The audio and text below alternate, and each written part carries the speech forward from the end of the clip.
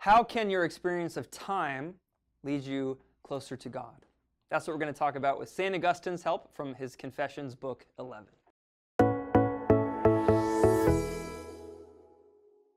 How can your experience of time lead you to God? That's really what Augustine takes up in his amazing chapter of Confessions. It's chapter 11, or Book 11 as he calls it. The context of this chapter is he's turning from his consideration of the soul or his memory to looking at what God has created and using that as a way of praising God and investigating the mystery of God. This will get him to an amazing and somewhat challenging reflection on time, but it's in the context of his question of creation. Here's Augustine in chapter 4 of Book 11. Just listen to the beauty of what he says as he looks out at creation. We look upon the heavens and the earth, and they cry out aloud that they were made, for they change and vary. That's going to be very important for his discussion of time soon.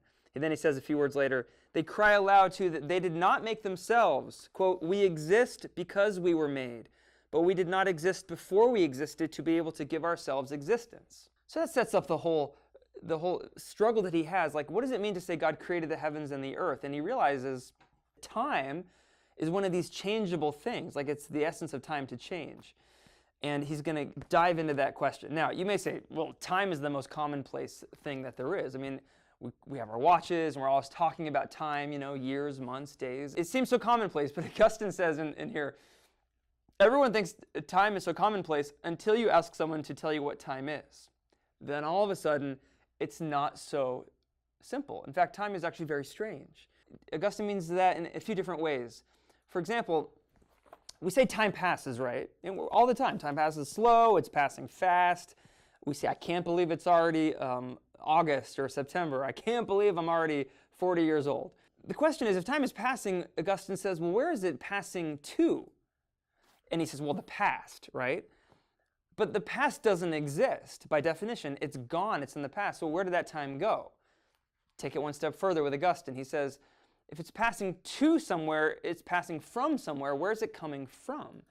Well, you say with Augustine, it's coming from the future. But the future is less real than the past. At least the past has, it's in my memory. But the future is not in my memory at all. It's in this vague expectation. It's less real than the past. So where's it coming from then, if the future is not even real?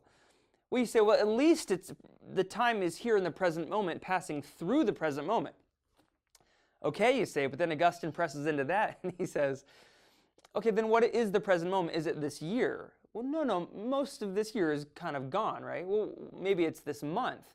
Well, this month is just getting started, and there's a lot more of this month to go. Okay, well, maybe it's this week. Well, this week is half over. So is it this day? No, this day is, mostly over too, or just getting started. All right, well, what about this hour? Same problem. This minute, same problem. So Augustine presses right into the very second, or like the time it takes to speak a syllable. And you realize that the present moment is like infinitely divisible. And I don't know about you, but as I was reading that in Book 11, I was starting to feel like a little bit, I'm standing on very thin ice in the present moment. So Augustine realized that the present moment, maybe is where time has to be to some degree, but it's evanescent too. So then he moves to the soul. And this is where I think it gets interesting for us, because there's something really beautiful about Augustine's conjecture. So for him, time, he's not going to say time is just an illusion. That wouldn't be getting us anywhere. This is where Augustine goes. He turns to the soul, and he says this, thus it seems to me that time is certainly extendedness, but I do not know what it is extendedness of, probably of the mind itself. That's in chapter 21 of Book 11.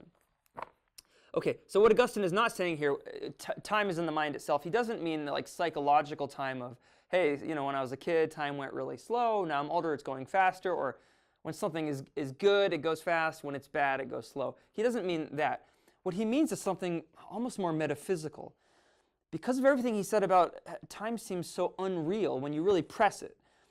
So time, perhaps, he's conjecturing here, is constitutive of your soul itself. It's like human consciousness gives rise to the phenomenon of time itself.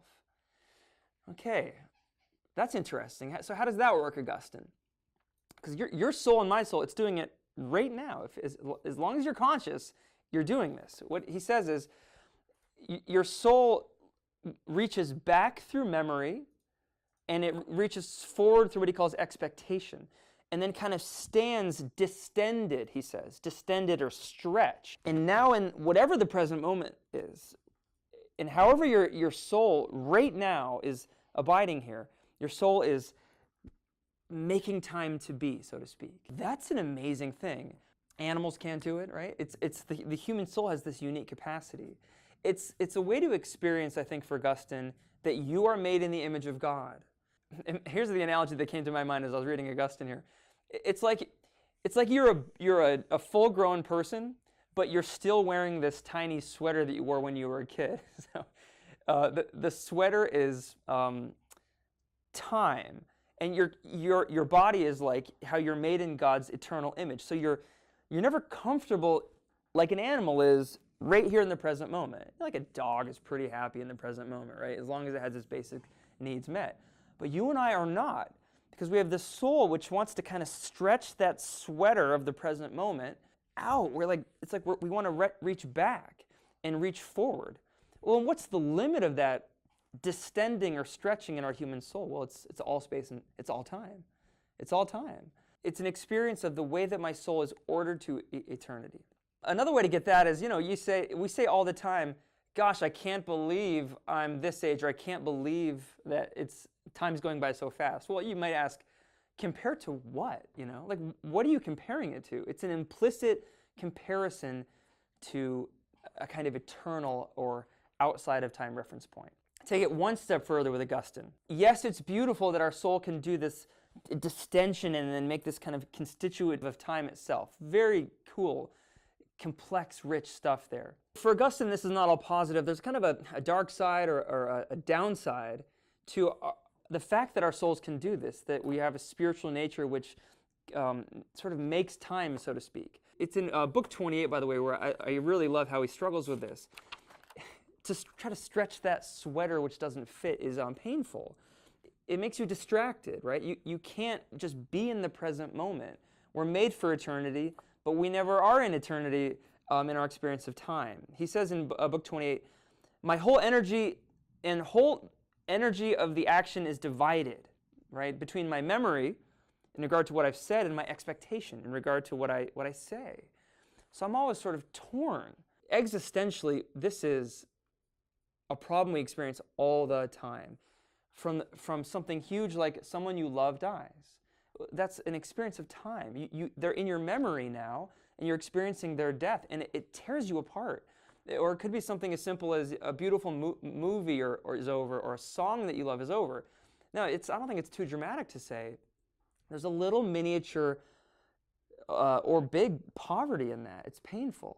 The way Augustine tries to at least create a trajectory or a way forward in that painful experience that we all have, if we're honest with ourselves, is by encouraging us to see that it's okay to be unsatisfied with that experience and to realize that we're made for eternity. He says this in chapter 29 of book 11. He says, the poverty of the distension of our soul is an orientation to God, the creator of time and outside of time, the perfection of time, so to speak. He says, but thy mercy is better than lives, and behold, my life is but a scattering, right? There's the problem of time.